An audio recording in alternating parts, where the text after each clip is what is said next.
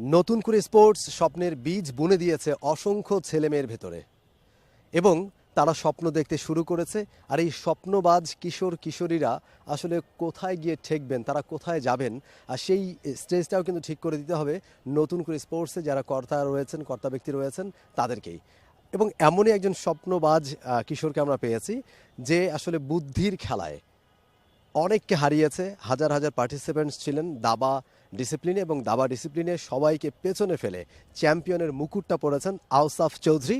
আমার সাথে এই মুহূর্তে রয়েছেন, একটু কথা বলবো নতুন করে স্পোর্টস নিয়ে এবং কিভাবে বুদ্ধির খেলায় সবাইকে পরাজিত করে তিনি চ্যাম্পিয়ন হলেন নতুন করে স্পোর্টসের দাবা ডিসিপ্লিনে, সেটা নিয়ে।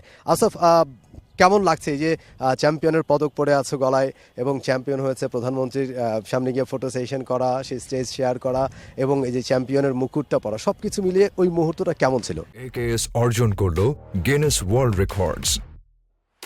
একেএস জি, প্রথমত আমাদের এই নতুন কুইজ স্পোর্টস 2025-26-এ যে সিলেকশন প্রক্রিয়াটা ছিল সেটি অনেক কঠোর ছিল এবং সেটার জন্য যারা উপরের লেভেলে উঠে এসেছে তারা প্রফেশনাল প্লেয়ার না হলেও তারা অনেক ভালো প্লেয়ার। তো এখানে শিরোপাটা জিতা আসলে সহজ কোনো বিষয় ছিল না, এটা অবশ্যই কঠিন ছিল। তো এটা জিতার পর অবশ্যই আমার খুব ভালো লাগছে এবং প্রধানমন্ত্রীর কাছ থেকে পুরস্কারটা নেওয়ার পর আমার খুবই খুশি হয়েছি। তখন ওই ওই সময়টা কেমন লাগছিল যে প্রধানমন্ত্রী যখন তোমাদের সাথে কথা বলছিল এবং তিনি তো খুবই আসলে আন্তরিক এবং খুব কাছাকাছি গিয়ে সবার সাথে দেখা করেছে, কথা বলছিল এবং যখন স্টেজটা শেয়ার করলে তখন আসলে কেমন লাগছিল ওই সময়টা? জি, আমার আসলে খুব আনন্দ লাগছিল সে পর্যায়ে, কারণ এটা তো আর সবাই এরকম সুযোগটা পাবে না। যারা এরকম টপ ফিনিশ করতে পেরেছে তারা এরকম সুযোগটা পেয়েছে এবং এই সুযোগটা পাওয়াতে আমি খুবই আনন্দিত। এখন খেলাতে আসি।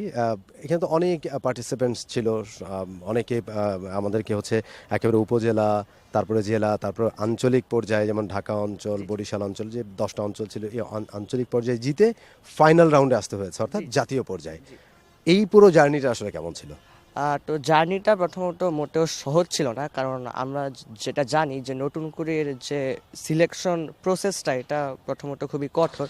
যে দেখা যাচ্ছে যে প্রথমত থানা থেকে 2জন নেওয়া হচ্ছে, তারপর জেলা থেকে 2জন নেওয়া হচ্ছে, তারপর অঞ্চল থেকে 2জন নেওয়া হচ্ছে, তারপর ওইখান থেকে শেষমেশ ফাইনালে। তো প্রথমত জেলা এবং থানার গেমগুলো আমার মোটামুটি সহজই লেগেছে, কিন্তু যেটা বললাম যে যত উপরের দিকে যাওয়া হচ্ছিল তত কঠিন হয়ে যাচ্ছিল। সব হচ্ছে সিলেকশন প্রসেসটার কারণে এবং এই সিলেকশন প্রসেসটাকে অবশ্যই খুবই অ্যাপ্রিসিয়েট করতে হবে, কারণ এই সিলেকশন প্রক্রিয়াটার জন্যই কিন্তু যারা বেস্ট তারা একদম উঠে এসেছে। অনেক প্রত্যন্ত অঞ্চল থেকে মানুষজন উঠে এসেছে যারা হয়তো নতুন করে না থাকলে সুযোগটা পেত না। তো যখন অঞ্চলে খেললাম তখন থেকে আমার অপোনেন্টদের খুবই টাফ লাগা শুরু করলো। হতে পারে তারা প্রফেশনাল প্লেয়ার না, কিন্তু স্টিল তাদের প্লেইং স্টাইল খুবই ভালো, তারা অনেক কিছুই জানে মোটামুটি। এবং ফাইনালটা অনেক কঠিন ছিল, কিন্তু আলহামদুলিল্লাহ আমি শেষ পর্যন্ত পেরেছি। কোনটা বেশি কঠিন ছিল? 7 রাউন্ড সুইস লিগ পদ্ধতি মেবি ছিল এবার সিস্টেমটা। কোন ম্যাচটা বা কোন অপোনেন্টের সঙ্গে বেশি হাড্ডাহাড্ডি লড়াই হয়েছে? আমি দেখা যায় যে 7 রাউন্ডে প্রথম 3 রাউন্ড মোটামুটি ভালো করে জিতি, তারপর চতুর্থ নাম্বার রাউন্ডটা আমার খুব একটা ফাইটিং অপোনেন্টের সাথে পড়েছিল। তো ওর সাথে মানে আমার অনেকবারই খেলা হয়েছে আগে, খুব একটা পরিচিত রাইভাল আমার, এবং আমি ওই গেমটা জিতে যাই। তো ওই গেমটা জিতার পর দেখা যায় যে আমি 4-4 হয়ে যাই এবং সেকেন্ড যে র্যাঙ্ক ছিল ও ছিল 3.5। তো পরে 5 নাম্বার আর 6 নাম্বার রাউন্ডটা আমার ড্র হয়। তো ড্র হওয়ার পর আমি পরে 5 পয়েন্ট পাই 6 রাউন্ডে। তারপর আমি শেষ রাউন্ডটা খুব ক্লিনলি জিতে টাই ব্রেকিং পদ্ধতিতে জিতে যাই গেমটা। এখন আসি যে আসলে এই যে দাবার প্রতি যে ভালোবাসা, দাবা আসলে এমন একটা খেলা চেজ যেটাতে আসলে ভালোবাসা না থাকলে বা ওইটার প্রতি খুব একটা আগ্রহ না থাকলে সবাই আসলে দাবাড়ু হতে পারে না। কিন্তু তোমার শুরুটা কোথা থেকে হলো দাবার প্রতি এই পরিচয়টা, দাবার সাথে পরিচয়টা কীভাবে, পারিবারিক কোনো সূত্র কি আছে? তো প্রথমত আমার বাবা গেমটা জানতো। তো একদিন আমার মা বলল যে দাবা একটা খেলা আছে, এটা শুনলাম অনেক বুদ্ধির খেলা। তো আমার বাবাকে বললো যে একটা চেস বোর্ড নিয়ে এসো বাসায়। তো পরে আনলো। তারপর আমার বাবা যে জেনারেল নিয়মগুলো, যে কীভাবে পিসগুলো মুভ করে সেগুলো আমাকে শিখালো। তারপর এখান থেকে আমার আস্তে আস্তে আগ্রহ গড়লো। তারপর আমি বললাম যে আচ্ছা, দাবা কি অনেক স্ট্রং কারোর সাথে খেলা যায় বা এরকম কিছু? তখন আমার বাবা বললো যে অনলাইনে অনেক কম্পিউটার থাকে, ওইগুলোর সাথে খেলা যায়। তারপর ওইখান থেকে আমি আস্তে আস্তে খেলা শুরু করলাম অনলাইনে। তারপর অনলাইনে খেলার পর যখন আমার বাবা দেখলো যে আমার অনেক আগ্রহ পাচ্ছি খেলাটাতে, তখন আমার বাবা আমাকে প্রথম ইন্টারন্যাশনাল ওয়েটেড চেস টুর্নামেন্টে নিয়ে গেল। তো ওইখানে গিয়ে প্রথম আমি ভেবেছিলাম যে আমি হয়তো ভালোই পারবো, বাট যখন আমি প্রথম ইন্টারন্যাশনাল টুর্নামেন্টটা খেললাম তখন দেখলাম যে না, দাবা আসলে সহজ কোনো খেলা না। তারপর ওইখান থেকে আমার খেলা শুরু হয়। তারপর আমি ইভেনচুয়ালি একটা ফিডে ক্লাসিক্যাল রেটিং পাই। তারপর আস্তে আস্তে খেলতে খেলতে এখন আমি এই পর্যায়ে এসেছি।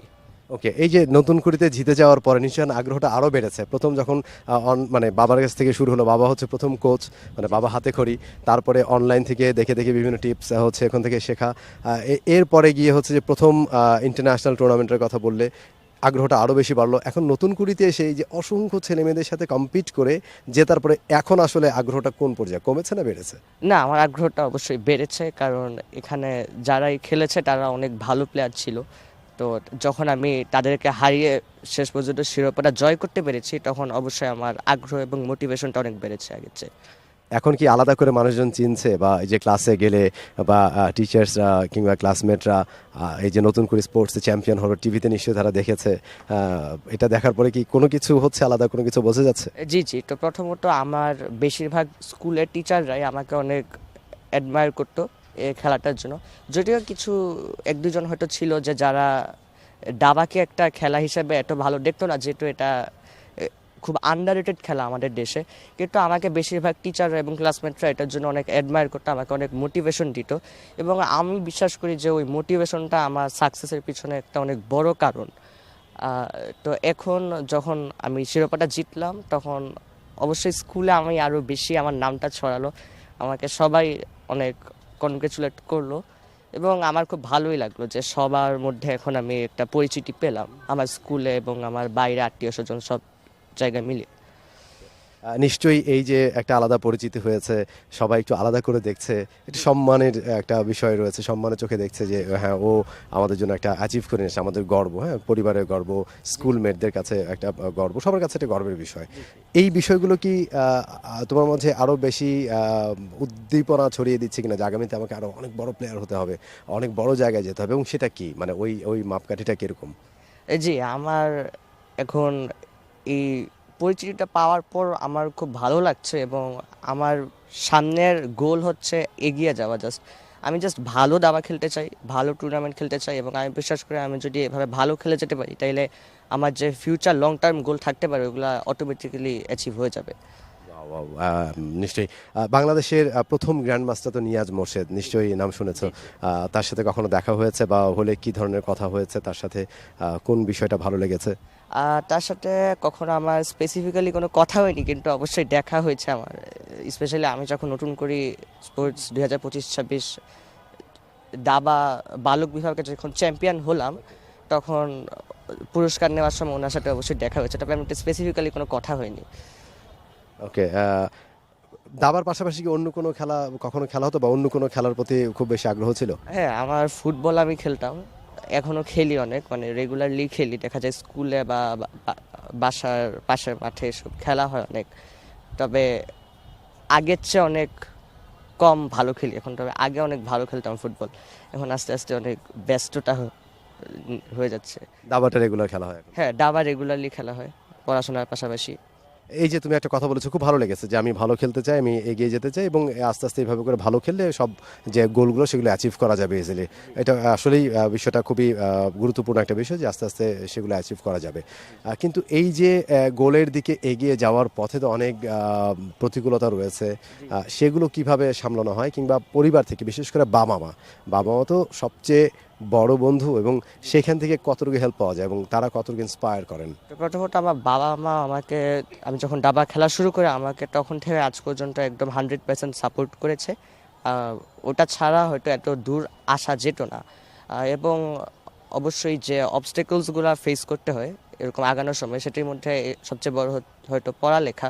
এখন পড়ালেখা এবং দাবা দুইটা আমি ট্রাই করি সময় পরিকল্পনা করে চলার। কঠিন, তবে তাও আমি ম্যানেজ করার ট্রাই করি। বাস্তব জীবনে আসলে মেইন গোলটা কি যদি একটু সেটা জানতে চাই, যে বড় দাবাড়ু হওয়া নাকি অন্য কোনো কিছু সেট করে রেখেছো, মানে কোন জিনিসটা একটু যদি শেয়ার করতে।